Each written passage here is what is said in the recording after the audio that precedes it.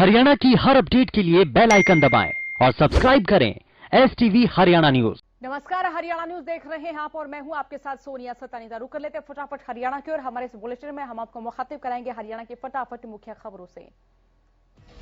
हरियाणा विधानसभा के बजट सत्र का राज्यपाल सत्यदेव नारायण आर्य के अभिभाषण के साथ जो है वो शुरुआत हुई। सदन की कार्रवाई शुक्रवार दोपहर 2 बजे शुरू हुई। 2:02 पर राज्यपाल ने अभिभाषण पढ़ना शुरू किया और 2:07 पर समाप्त कर दिया। अपने अभिभाषण में उन्होंने गठबंधन सरकार का 1 साल का रोडमैप प्रदेश के समक्ष रखा। उन्होंने कोरोना के समय किए कार्य और अन्य उपलब्धियां भी गिनवाई। सत्र की शुरुआत से पहले राज्यपाल का पूरे सम्मान के साथ विधानसभा में स्वागत किया गया। इस दौरान मुख्यमंत्री, उप मुख्यमंत्री, स्पीकर, डिप्टी स्पीकर, संसदीय कार्य मंत्री इत्यादि मौजूद रहे। बजट सत्र में हंगामे के बाद सदन की कार्यवाही 8 मार्च 2 बजे तक स्थगित कर दी गई। सदन में पहले दिन उठा कृषि कानूनों का मुद्दा। प्राइवेट मेंबर बिल को रद्द करने का कांग्रेस ने किया विरोध। नेता प्रतिपक्ष भूपेंद्र सिंह हुड्डा बोले, एपीएमसी एक्ट में कर सकते हैं सुधार। सीएम का जवाब आया और कहा कि एक्ट सुप्रीम कोर्ट में फिलहाल स्टे पर है।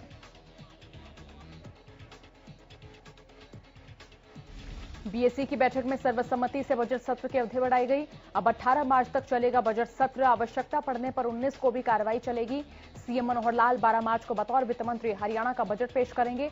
15 से सदन में बजट पर होगी चर्चा। 8 मार्च को महिला विधायक सदन का संचालन करेंगी। महिला दिवस के मौके पर महिला विधायक संभालेंगे सदन की कमान। स्पीकर ज्ञानचंद गुप्ता ने साझा की जानकारी।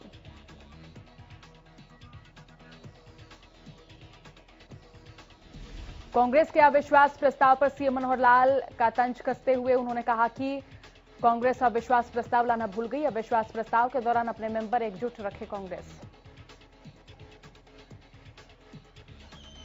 पंचकुला औद्योगिक प्लॉट आवंटन मामले में पूर्व सीएम भूपेंद्र सिंह हुड्डा को राहत। ईडी कोर्ट ने 5 लाख के बेल बॉन्ड पर हुड्डा सहित 20 आरोपियों की जो अंतरिम जमानत कबूल की। कांग्रेस विधायकों के प्रतिनिधिमंडल ने अविश्वास प्रस्ताव सौंपा। कांग्रेस ने विधानसभा में अविश्वास प्रस्ताव की कॉपी सौंपी। इस दौरान विधायक आफ्ताब अहमद समेत कई विधायक मौजूद रहे। अविश्वास प्रस्ताव पर 28 विधायकों ने हस्ताक्षर किए। अविश्वास प्रस्ताव पर किरण चौधरी और कुलदीप बिश्नोई के हस्ताक्षर नहीं हैं। इस दौरान सरकार में भरोसा न होने की प्रस्ताव की वजह बताई गई। हरियाणा विधानसभा के बजट सत्र की शुरुआत हो चुकी है। इस सत्र में विपक्ष भी सरकार को घेरने की पूरी तैयारी में है। महंगाई और किसान को विपक्ष मुद्दा बना रहा है। इसी के चलते फरीदाबाद एनआईटी से विधायक नीरज शर्मा अपने स्कूटर से विधानसभा पहुंचे। नीरज शर्मा ने बताया कि पेट्रोल और डीजल की बढ़ती कीमतों के विरोध में वे स्कूटी पर विधानसभा पहुंचे हैं।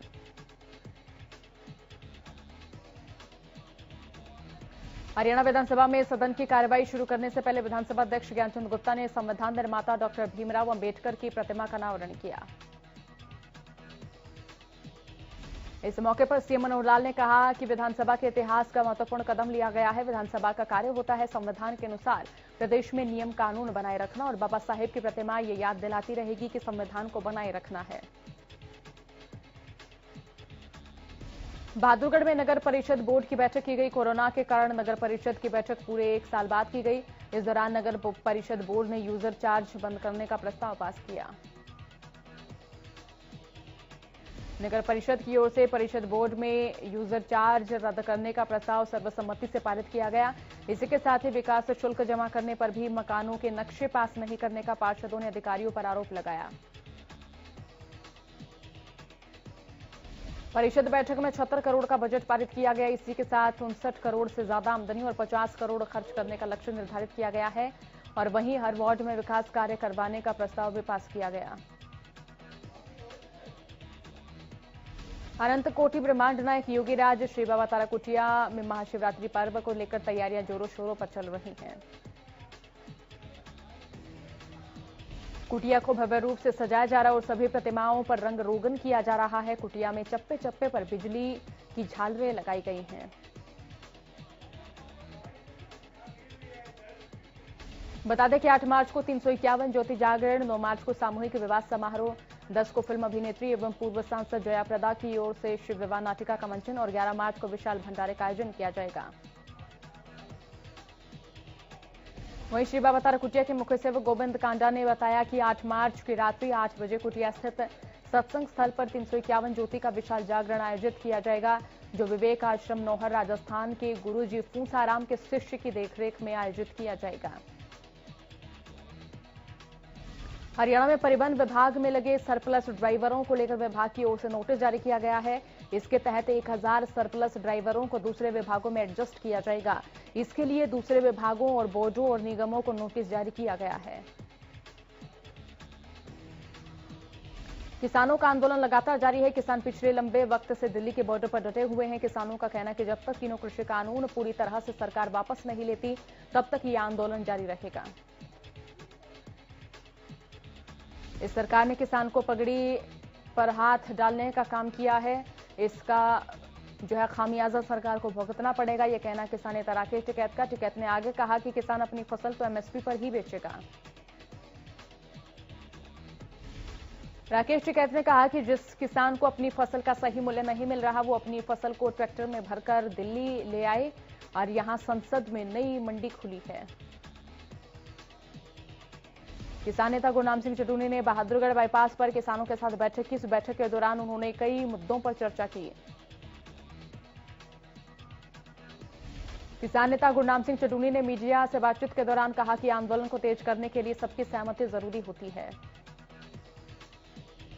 इस दौरान उन्होंने बताया कि सरकार से बातचीत के लिए फिलहाल कोई तारीख सामने नहीं आई है। उन्होंने कहा कि ये सरकार पूंजीपतियों के हाथों बिक चुकी है।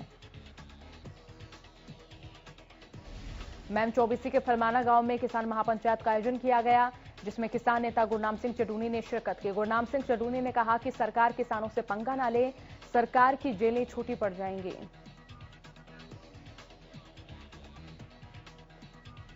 मौसम के बदलते मिजाज को देखते हुए किसानों ने भी अपना रहन सहन बदलना शुरू कर दिया। सबसे बड़े बदलाव उनके रहने वाली जगहों में देखने को मिल रहा है।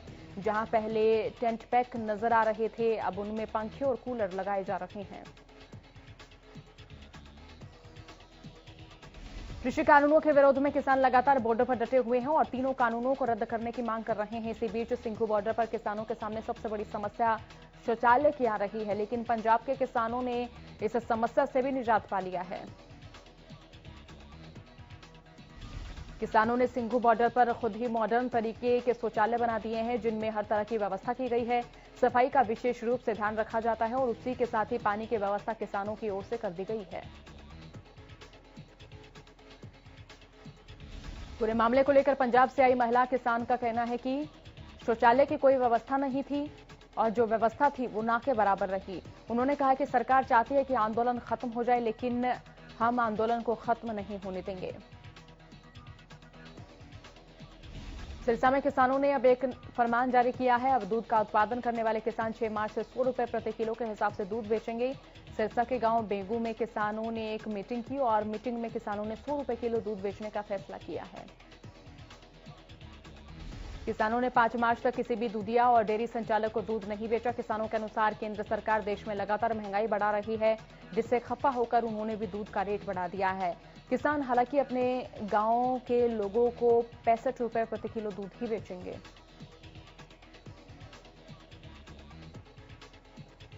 कृषि कानूनों के खिलाफ लगातार किसान दिल्ली की सीमाओं पर बैठे हुए हैं। वहीं 100 दिन पूरे होने पर किसान शनिवार को केएमपी पर 6 घंटे का जाम करेंगे। नेशनल हाईवे 19 पर धरने पर बैठे किसान शनिवार को केएमपी के जीपी एक्सप्रेसवे को जाम करेंगे। किसानों का कहना है कि जरूरी सेवाओं के वाहनों को नहीं रोका जाएगा। यमुनानगर में 7 मार्च को हरियाणा बीजेपी प्रदेश अध्यक्ष ओपी धनखड़ के कार्यक्रम का विरोध करने का आह्वान संयुक्त किसान मोर्चा की ओर से किया गया है।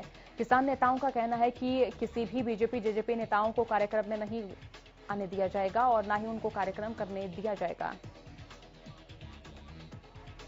हिसार में बार एसोसिएशन का धरना 3 फरवरी से लगातार जारी। एसोसिएशन ने यह धरना किसानों के समर्थन में दिया हुआ है। इनेलो नेता अभय चौटाला वकीलों को समर्थन देने धरने में पहुंचे। प्रदेश में एक बार फिर कोरोना के आंकड़ों में लगातार बढ़ोतरी दर्ज की जा रही। बीते 24 घंटे में 294 नए मरीजों की पुष्टि हुई और वहीं गुरुग्राम से 52 नए मामले सामने आए, जबकि करनाल से 60 नए केसेस सामने आए। कुरुक्षेत्र और अंबाला से 34 नए कोरोना केसेस सामने आए हैं। पंचकुला से कोरोना के 44 नए कोरोना केसेस सामने आए। वहीं फरीदाबाद से 17 नए केस सामने आए। प्रदेश में अब तक 3052 मरीजों की मौत कोरोना से हो चुकी है। देश में 10 लाख से कम आबादी वाले शहरों में रहने के लिए साइबर सिटी गुरुग्राम ने 8वें पायदान पर अपनी जगह बनाई है। भारत के 111 से ज्यादा खुशहाल जीवन निर्वाह करने योग्य व सबसे बेहतर शहरों की सूची में गुरुग्राम ने 8वां स्थान हासिल करके हरियाणा का नाम चमकाया है। भिवानी में अंतर्राष्ट्रीय महिला दिवस सप्ताह कार्यक्रम के तहत शुक्रवार को किशोरी मेला सहित कई कार्यक्रम आयोजित किए गए। किशोरी मेले में मिस इंडिया मनिका शौकंद ने बतौर मुख्य अतिथि शिरकत की। इस दौरान किशोरी मेले में जिला प्रशासन से जुड़े कई विभागों के स्टॉल और प्रदर्शनी लगी, जिसके तहत महिला सशक्तिकरण को लेकर संदेश दिया गया।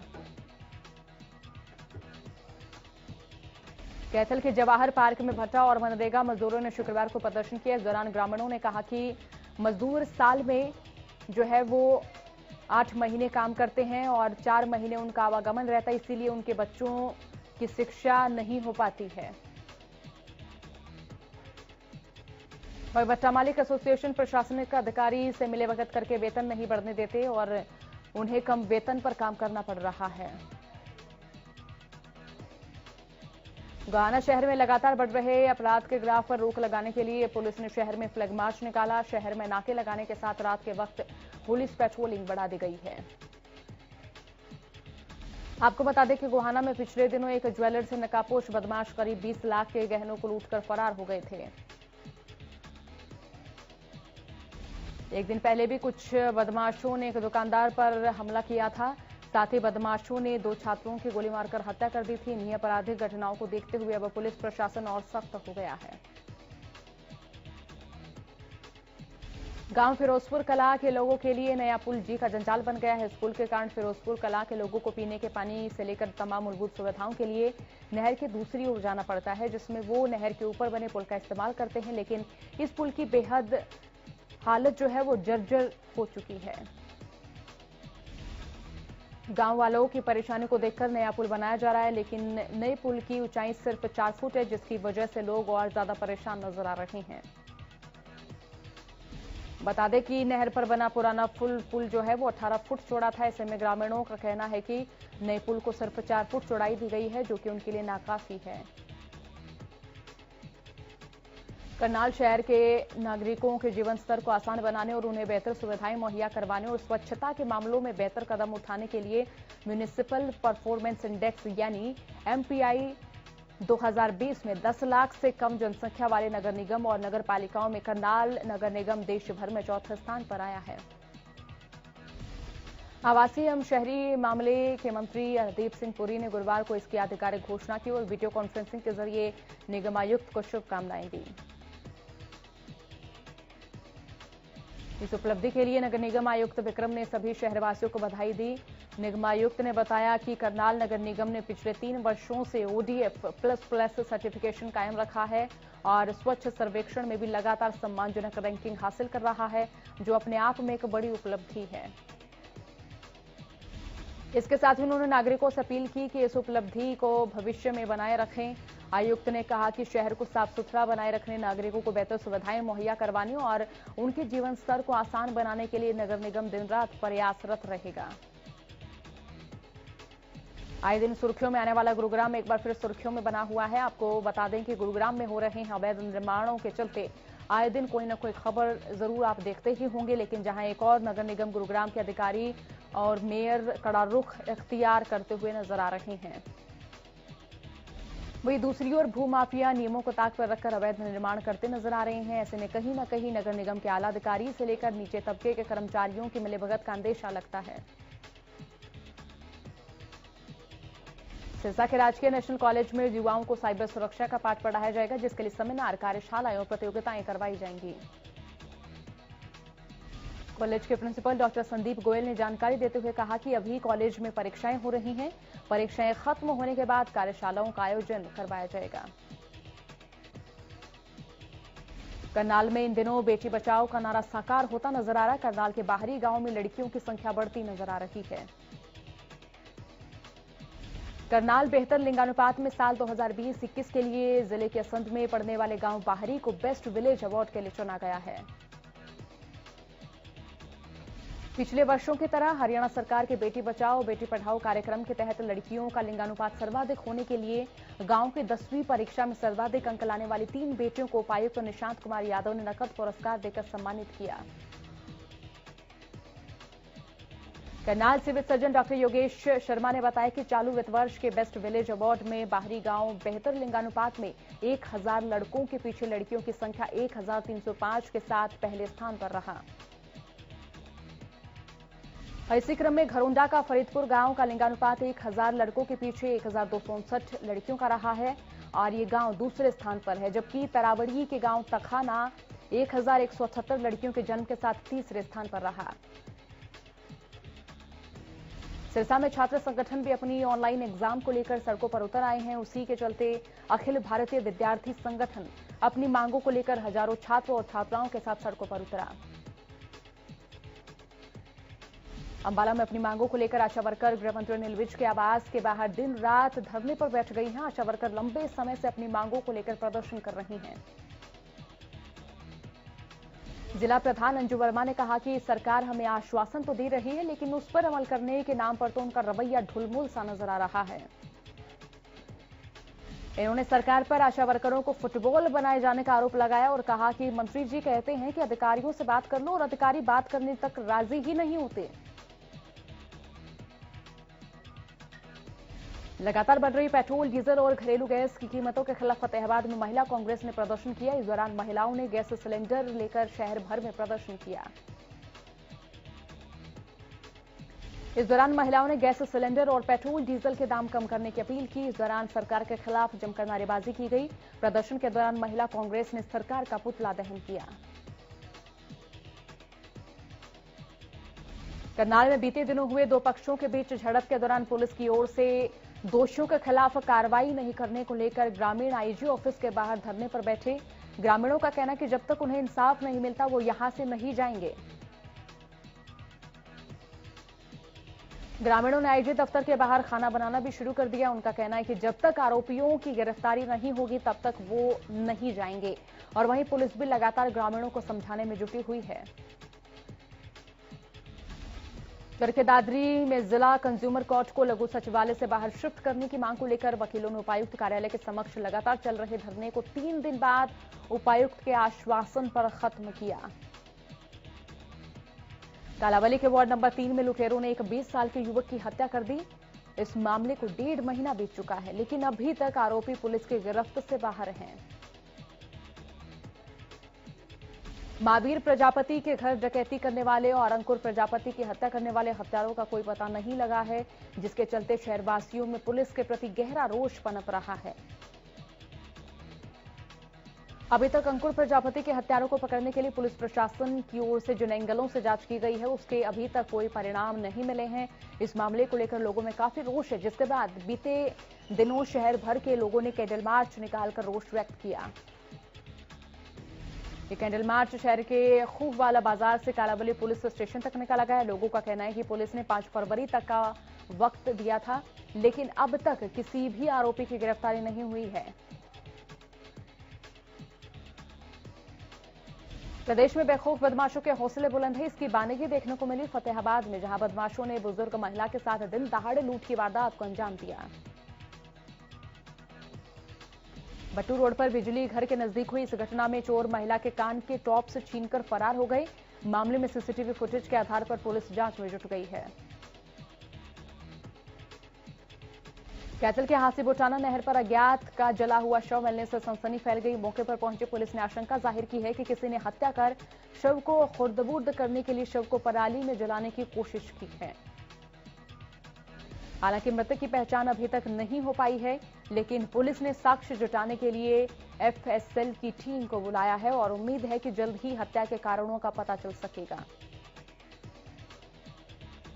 महेंद्रगढ़ के गांव सिंगड़ा में एक महिला की खुदकुशी का मामला सामने आया। खुदकुशी के लिए उकसाने के लिए महिला के परिजनों ने ससुराल पक्ष पर आरोप लगाए हैं। मृतका के पिता ने बताया कि उन्होंने 2014 में अपनी बेटी की शादी की थी। कुछ समय बाद से ही उसे दहेज के लिए प्रताड़ित किया जाने लगा था। इसके साथ ही उसके साथ मारपीट भी की जाती थी। परिजनों ने ससुराल पक्ष पर आरोप लगाते हुए शिकायत दर्ज कराई। गुलाचिका में 24 साल के युवक ने फांसी लगाकर आत्महत्या कर ली।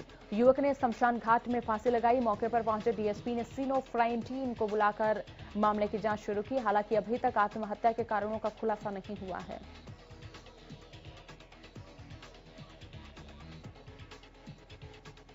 कनीना मंडी के वार्ड 6 में फांसी लगाकर आत्महत्या करने के मामले में मृतक सुरेंद्र की माता रुक्मणी देवी की शिकायत पर पुलिस ने मृतक की पत्नी और साले के खिलाफ आत्महत्या के लिए मजबूर करने का केस दर्ज किया है।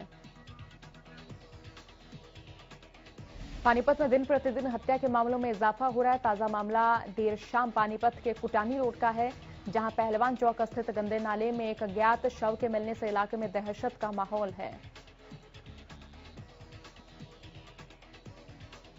हेड कांस्टेबल मंजीत ने बताया कि उन्हें कंट्रोल रूम से फोन आया था, जिसके बाद वो मौके पर पहुंचे और शव को कब्जे में लेकर सामान्य अस्पताल भिजवा दिया। बहादुरगढ़ में सिद्दीपुर लोवा गांव में केबल ऑपरेटरों में आपसी विवाद हो गया। इस विवाद में 2 लोगों को गोली लगी, जिनकी स्थिति गंभीर बताई जा रही है। बताया जा रहा है कि दोनों केबल ऑपरेटरों में केबल कनेक्शन को लेकर विवाद हुआ था, जिसके बाद जो है यह विवाद इतना बढ़ गया कि दोनों के बीच खूनी झड़प हो गई। फिलहाल हमलावर अभी पुलिस की गिरफ्त से बाहर हैं। भिवानी के वार्ड नंबर 28 मस्तान गली के कॉर्नर पर लगा बिजली का खंभा अचानक से टूटकर एक मकान में जा गिरा। गनीमत रही कि बड़ा हादसा टल गया, हालांकि मकान की दीवार टूट गई। फरीदाबाद के बड़ाना चौक के पास रेत से भरी एक ट्रैक्टर ट्रॉली पलट गई, जिसके नीचे एक महिला और बच्चा दब गया। आनंद फानन में वहां मौजूद लोगों ने बच्चे को तो सकुशल निकाल लिया और मामले में बुजुर्ग महिला को गंभीर अवस्था में अस्पताल में दाखिल कराया गया, जहां उनकी स्थिति बेहद चिंताजनक बताई जा रही है। मौके पर पहुंची पुलिस मामले की जांच में जुट गई है। पलवल में नेशनल हाईवे 19 पर इंडियन गैस के पास एक अज्ञात वाहन ने एक बाइक सवार में पीछे से टक्कर मार दी, जिसमें बाइक पर बैठे पति पत्नी और बच्ची रोड पर गिर गए।